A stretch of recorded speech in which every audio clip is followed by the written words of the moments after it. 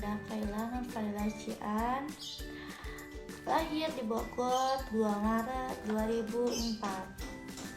Sebelum kita lanjut, ada yang tahu nggak nih di sini mau ngapain? Jangan lupa komen ya guys. Kalau yang tahu komen secepatnya di bawah. BTW mohon maaf ada kotok-kotok lagi dalam bangunan. Oke, di sini saya akan sedikit mereview buku yang telah saya baca, yang berjudul Berani Berubah Untuk Hidup yang Lebih Baik Lagi, karya Mullah Sitari dan Yazid At-Tafsir. Sebelum itu, kalian jangan lupa like, komen, dan subscribe ya guys ya. Kan subscribe gratis biar kayak youtuber subscribe.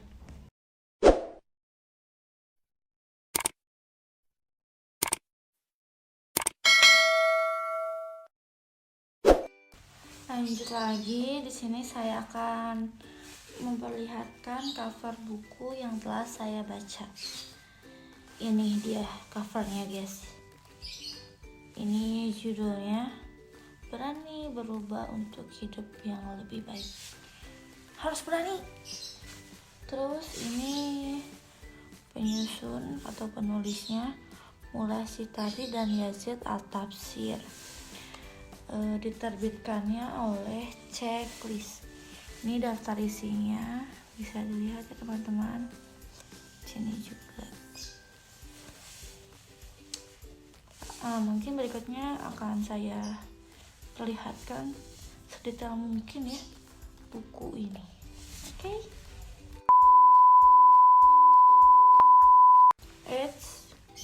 Kita langsung saja untuk lebih mengetahui fokus buku tersebut. Oke, mari kita lanjut.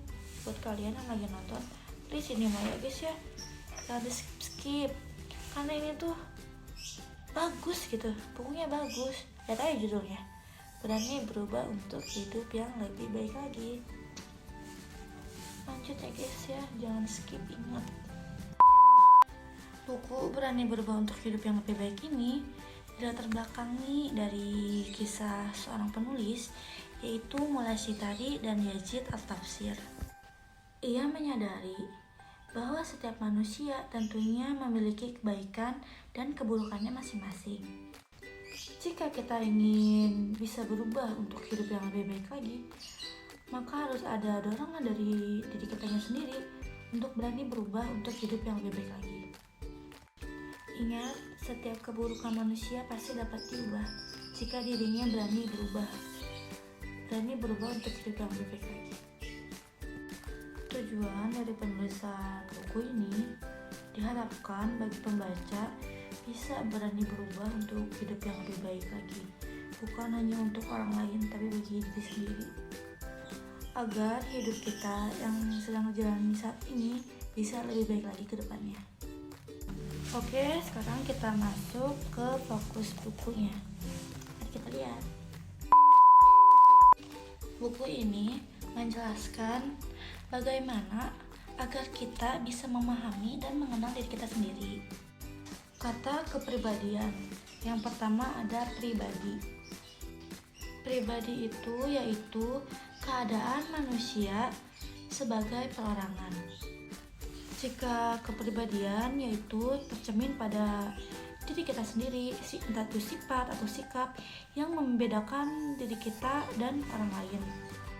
Ada satu pepatah yang mengatakan, kenalilah dirimu dan kenali kepribadianmu. Artinya, bila kita ingin berubah, maka kita harus berani untuk mengenali diri kita dulu, memahami diri kita sendiri, dan mengetahui sisi kepribadian kita.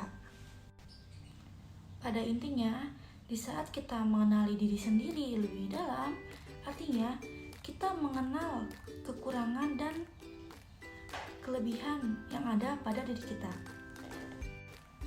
Kebanyakan manusia jika ingin merubah suatu sifat yang terletak pada dirinya, atau keburukan yang dia miliki pada dirinya, tidak sabar. Karena berubah itu butuh proses yang sangat lama. Tapi jika kalian sudah mau berani berubah untuk hidup yang lebih baik, maka itu saja sudah poin plus bagi diri kita masing-masing. Menuju kehidupan yang lebih baik memang bukanlah suatu hal yang mudah. Tidak seperti membalikan telapak tangan yang begitu gampang ya. Proses itu emang sangat susah, dan menuju lebih baik itu memang suatu proses yang sangat lama dan cukup mengasah jiwa kesabaran kita. Maka dari itu, berani berubah untuk hidup yang lebih baik lagi ini butuh proses dan kesabaran yang sangat ekstra. Ibaratkan kehidupan itu seperti seni ya teman-teman. Jadi berusahalah semaksimal mungkin agar menciptakan gradasi warna yang sangat indah dan cantik. Kan begitu teman-teman. Buku ini menjelaskan bagaimana hinaan yang kita dapat di saat mau berusaha untuk hidup yang lebih baik dan menjadi motivasi bagi diri kita sendiri. Seringkali mungkin teman-teman di rumah sering merasakan jika kita berbuat hal baik kepada seseorang yang membutuhkan pertolongan, pasti ada saja hinaan atau cemoohan yang kita dapat. Bahkan masih banyak sekali yang tidak menyukai jika kita berbuat baik kepada seseorang. Disebut sok baik lah, disebut sok peduli, sok perhatian. Sering sekali cemoohan itu datang pada diri kita sendiri. Jika dalam proses untuk menjadi lebih baik kita mendapatkan hinaan, maka hinaan tersebut jangan dipedulikan. Perkataan buruk tersebut jangan dipedulikan ya teman-teman, tidak baik. Tugas kita menjalani atau melakukan apa yang ada di hadapan kita. Melangkah dan berprogres untuk menjadi hidup yang lebih baik lagi memang harus ada niat dan diri kita sendiri yang melakukannya. Namun, alangkah lebih baiknya kita mendengarkan nasihat dari orang lain. Nasihat itu yang pantas kita terima adalah nasihat yang baik yang diberikan orang lain. Misalnya, kita melakukan kesalahan. Nah, terus orang lain tuh ngasih nasihat ke kita. Nah, sejatinya nasihat itu adalah memberitahu gitu, mengingatkan kita akan kesalahan yang telah kita buat. Nah, dari nasihat itu adalah mencegah akan terjadinya kembali kesalahan yang telah kita buat, serta mendorong kita untuk memperbaikinya lagi. Jadi ingat ya teman-teman, kesalahan tidak boleh diulang-ulangi lagi.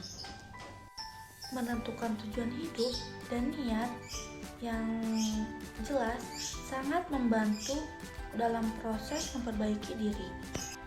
Karena hidup itu seperti perjalanan ya teman-teman ya. Dan sebuah perjalanan tentu memiliki tujuan.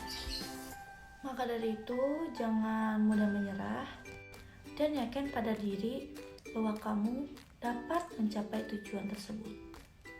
Di saat kita telah mengetahui kepribadian, tujuan, niat, dan hati yang yakin, maka mulailah menjadi lebih baik terhadap diri sendiri. Pertama, jadilah manusia yang pemaaf.